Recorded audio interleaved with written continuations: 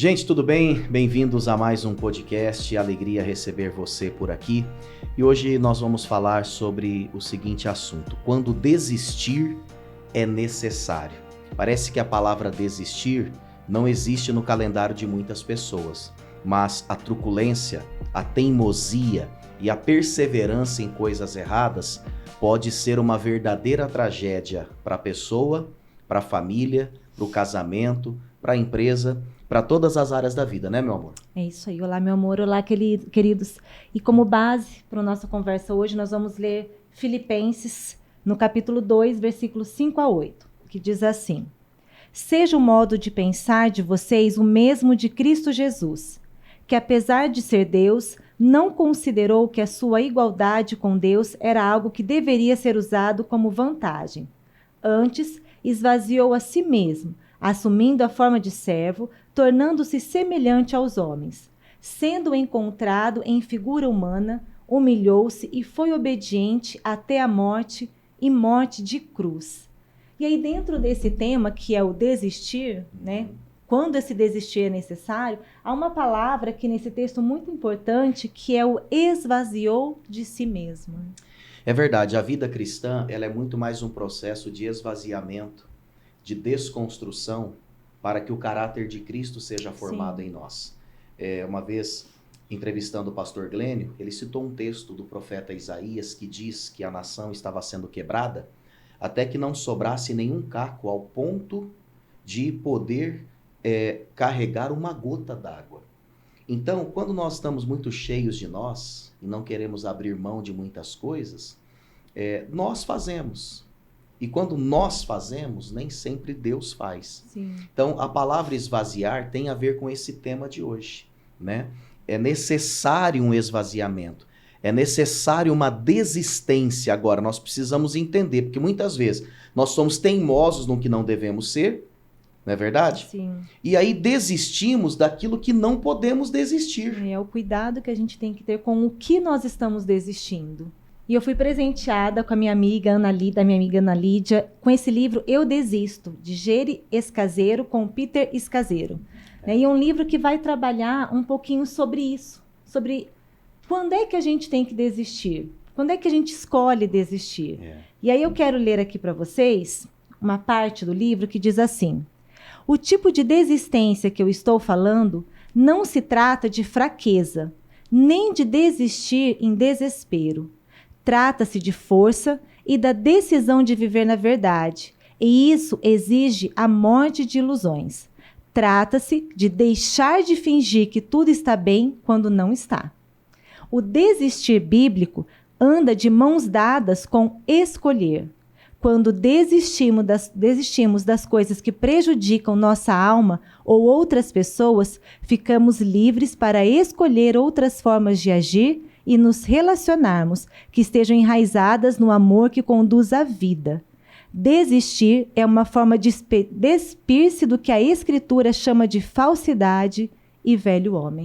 É forte isso aí, né? E é interessante a gente contextualizar, porque a Geri, esposa do Peter, chegou para ele com uma carta de transferência. Falou o seguinte: eu não aguento mais não só ser sua esposa, mas como também ser membro da sua igreja, porque o ritmo que você está levando ninguém aguenta. Você vai matar você vai levar a nossa família a uma situação difícil.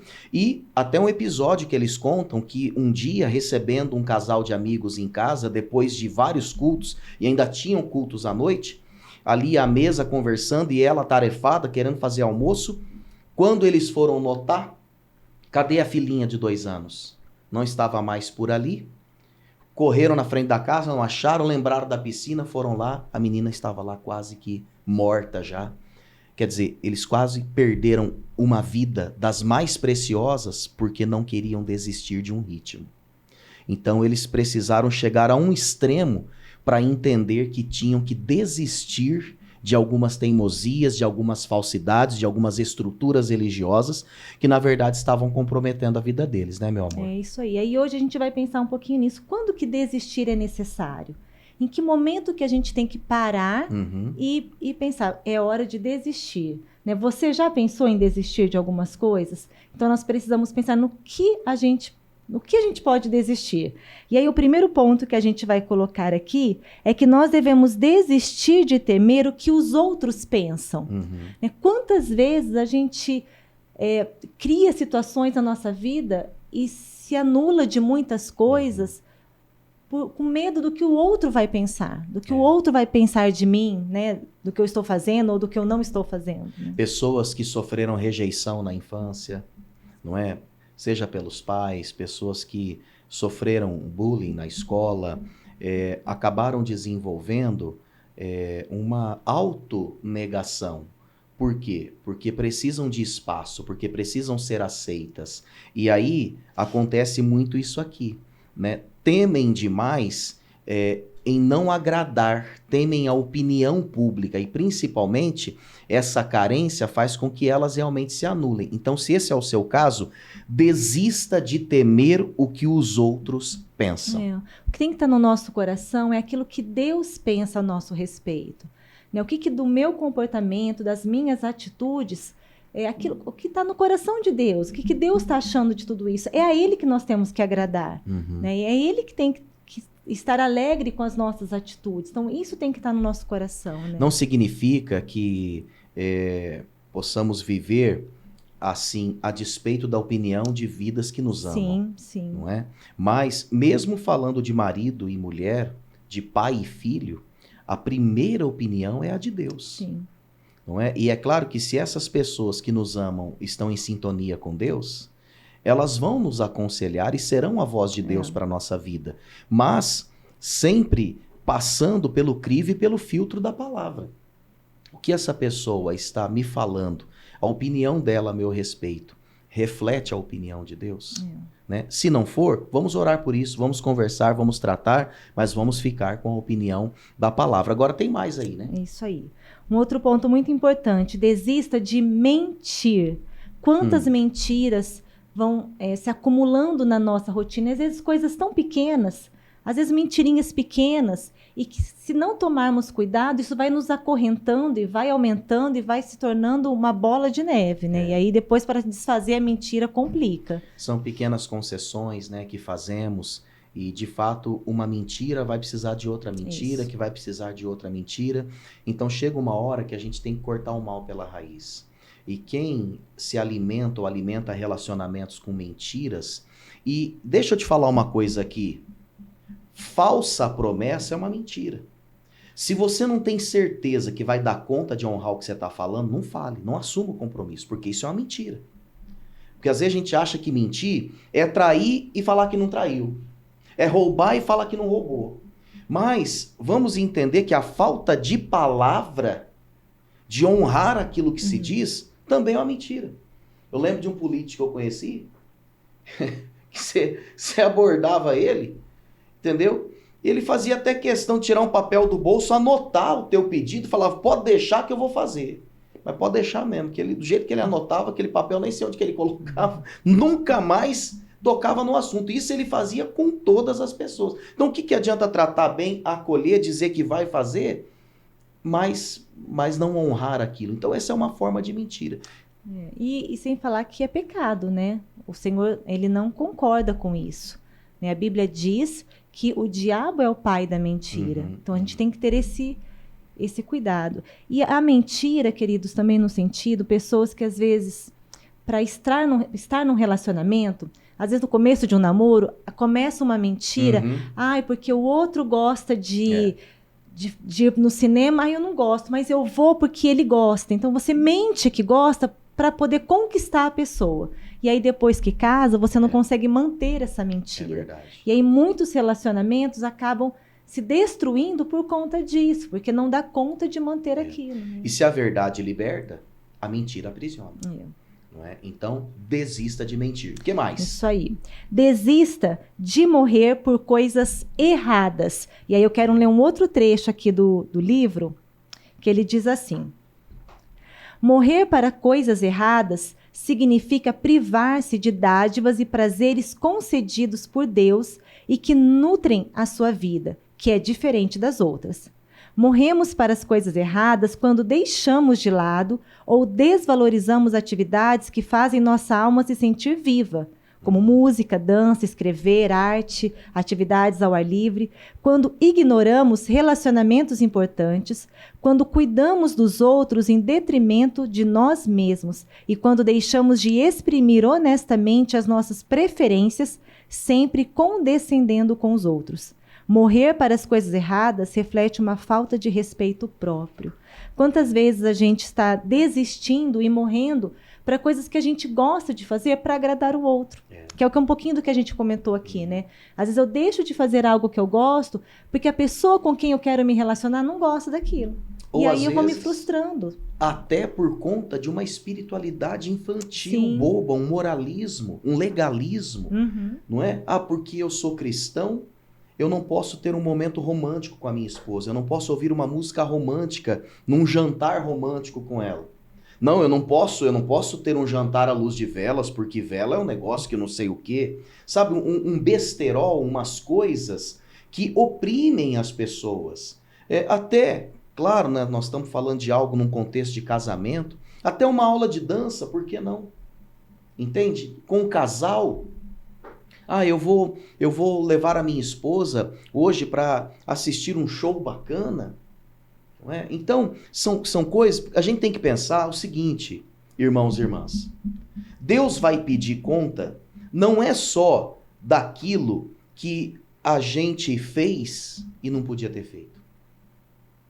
Lá em Eclesiastes diz que ele vai pedir contas, mas daquilo que você não fez e podia ter feito. O que você não fez e podia ter feito. Então, desista de morrer por essas coisas. Às vezes na correria do dia a dia, o desistir do tempo em família. Verdade. Né? Às vezes aprender a dizer não em alguns momentos, porque às vezes a gente tem que abrir mão de uma coisa para fazer algo que a gente gosta. É verdade. Então é esse equilíbrio. E tudo isso, queridos, a gente vai conquistando como em oração, pedindo sabedoria, discernimento para Deus. Senhor, molda a minha agenda, molda as minhas decisões, me dá sabedoria nas minhas escolhas, para que a gente possa desfrutar de tudo aquilo que Deus preparou para a sua vida. Né? E se nós gostamos, foi Ele que colocou isso em nós. Então é aprender a desfrutar do que Deus nos deu. E é importante também, né, cada um agora vestir a carapuça e pensar assim, no meu relacionamento ou no nosso relacionamento, é sempre um lado que cede? É sempre só um lado que desiste? Não é? É possível que esse casamento esteja à beira do precipício, porque ninguém aguenta ser sempre a pessoa que tem que abrir mão. Mesmo num caso de uma doença, de uma relação patológica, de uma dependência doentia, não é? Essa pessoa, com a graça de Deus, em algum momento será despertada e que, quem sabe, seja despertada assistindo esse podcast. Porque hoje se fala muito do tal do perfil narcisista. Então, se você é o narcisista da história, meu irmão, como eu gosto de brincar, se coça, vai orar, vai pedir ajuda, vai para um divã psicológico, vai buscar um apoio psiquiátrico, porque você pode estar anulando a vida de pessoas, sequestrando personalidades, como diz lá o padre Fábio de Mello, né, no seu livro Quem Me Roubou de Mim, e aí a sua vida não tem muito futuro com isso aí não. Mas vamos agilizar aí, meu amor. E aí um pouco disso também entra nesse próximo, que desista de negar sentimentos como raiva, tristeza e medo. Né? Às vezes um está se anulando e está tendo esses sentimentos de raiva, tristeza e não está conseguindo se expressar. Sim. Então, é preciso desistir de não assumir esses sentimentos. Poxa, eu estou com raiva. E então, mas é o que eu vou fazer com esse sentimento. É claro que eu não vou sair agindo de qualquer forma, mas é assumir o meu sentimento e aí buscar uma forma correta de lidar com ele. Como que eu vou lidar com essa raiva? Como que eu vou lidar com esse medo? Como que eu vou lidar com essa frustração? Então, é desistir de negar esse tipo de sentimentos, né? É a adoração e é a vida que acontece em espírito e em verdade. Né? Independente de qual seja a sua verdade, pode ser um sentimento muito ruim, mas verbalize isso. Coloque isso em oração. Seja sincero. Né? Tenha liberdade para dizer isso, porque reconhecer isso já é o começo da cura. Isso, e o outro ter a sensibilidade para ouvir. Porque se eu estou frustrada, e eu não trato, aí vai virando uma raiva, um ódio dentro de mim, um sentimento que só vai aumentar. Agora, a partir do momento que eu tenho alguém que está ali disposto a me ouvir, poxa, olha, eu fiquei chateado, eu estou com raiva, isso me magoou, me chateou. Então, como é que a gente vai resolver essa situação? Então, quando há o diálogo, o saber falar e o saber ouvir, a gente consegue tratar esses sentimentos da forma correta. Né? Muito bem. Qual e aí, olha lá, o próximo. Desista de pôr a culpa nos outros. Né? Como a gente vê isso nos relacionamentos, quando a gente atende as pessoas, né? É sempre o outro que é o errado, o outro que é o culpado, o outro que não está agindo da forma correta. E a importância da gente parar e assumir a nossa responsabilidade. Né? O que eu estou fazendo para estar nessa situação? Exatamente. Isso é fundamental porque a gente volta para aquilo que aconteceu lá com Adão e Eva, né? Um jogando a responsabilidade para o outro, ninguém assumindo o seu compromisso diante daquilo que tinha feito, e a gente sabe da desgraça que isso gerou para toda a humanidade. Então, desista de pôr a culpa no outro. Não é? Relacionamento é sempre uma moeda de dois lados.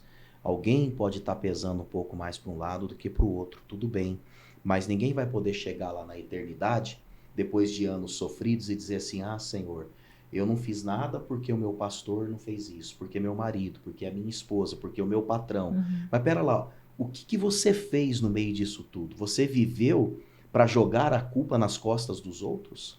Talvez a gente esteja falando até com pessoas mais maduras, da nossa idade para cima, aí 45, 50, 60, não é? E que de repente, até aqui, viveram se esquivando dos seus próprios compromissos. Então tá aí o momento para essa ficha cair e realmente assumirmos as devidas responsabilidades. E vamos então para a última desistência. É claro que podemos desistir de tantas outras coisas que não nos fazem bem. Não dá tempo de falar de tudo, né? E aí, se você tiver oportunidade, compre e leia o livro.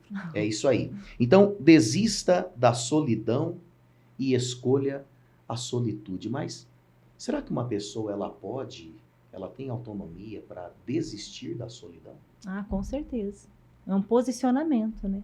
Porque eu sempre ouvi, e de certa forma isso é verdade, que solidão é você querer estar com pessoas e não ter com quem estar. Mas essa não é uma situação irreparável, irreversível. Aí é uma questão de buscar ambientes onde eu possa ter e cultivar relacionamentos saudáveis. Porque tem pessoas que se acostumaram com ambientes de relacionamentos de copo, relacionamentos superficiais, e no dia seguinte o buraco é ainda maior do que aquele que tinha na ocasião anterior. Então, solidão pode ser isso. O querer estar, mas não ter com quem estar. Mas aí é o posicionamento de cada um. Agora, solitude é o você ter com quem estar, mas você prefere o seu tempo a sós com Deus. Dentre tantas agendas, dentre tantos compromissos, dentre tantas pessoas que geram demandas, isso acontece muito com líderes religiosos, que se perdem no meio da sua agenda. Por quê? Porque é gente mandando mensagem o tempo todo. E acham, não, você tem que estar à disposição, independente do horário. Né? Então, a solitude também tem a ver com isso. Eu até posso estar com pessoas, e vai ter um momento para elas, mas agora eu prefiro estar a sós com Deus. Então, de fato, a solidão, ela acaba aprisionando a pessoa, mas é uma questão de posicionamento. E hoje eu vejo que a gente percebe muitas pessoas que estão rodeadas de pessoas, mas querem se isolar. Às vezes com essa questão do celular, não conversam, a família não se reúne mais, não se senta mais à mesa, né? Às vezes querem ficar no mundinho, né? Às vezes por conta de tantas outras coisas que nós falamos aqui, sentimentos não tratados, tantas outras coisas, e a pessoa vai se isolando, vai ficando só ela, e parece que o que ela quer, aquela vidinha ali de celular ou assistindo alguma coisa na televisão, não se envolve mais. Então, o nosso convite é para que você possa ir nessa questão da solitude, ir em Deus, ir para Deus e falar, Senhor, me ajude a vencer isso, eu não quero ficar só nesse mundo aqui, eu quero fazer a diferença na minha casa, eu quero estar mais presente na vida dos meus filhos, do meu esposo, da minha esposa, ou onde o Senhor me colocar, eu quero vencer os meus medos, vencer as coisas que estão me prendendo. em fazer diferente. Né? Tem pessoas que desenvolvem essa fobia social, né? Talvez pela própria acomodação.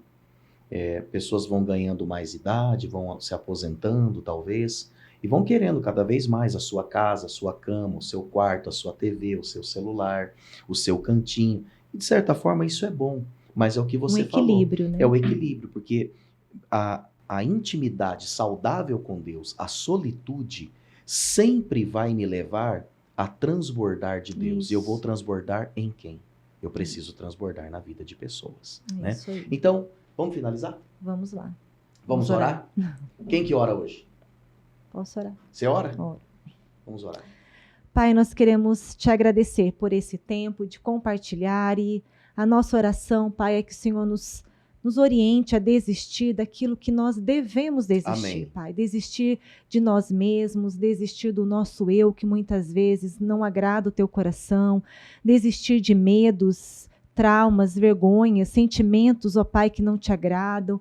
Pai, nós clamamos para que nós possamos realmente desistir daquilo que nos afasta de Ti, Amém. que tem impedido o agir do Teu Espírito Santo em nossas vidas. Que o Senhor nos ajude a vivermos uma vida plena, uma vida abundante, assim como a Tua palavra diz, Pai, que o Senhor tem vida abundante para nós. Aleluia. Nós queremos desfrutar disso. Que o Senhor nos ajude, que o Senhor nos capacite. Nós oramos no precioso nome de Jesus. Amém.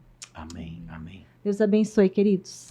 Deus abençoe. Lembre-se de compartilhar esse conteúdo.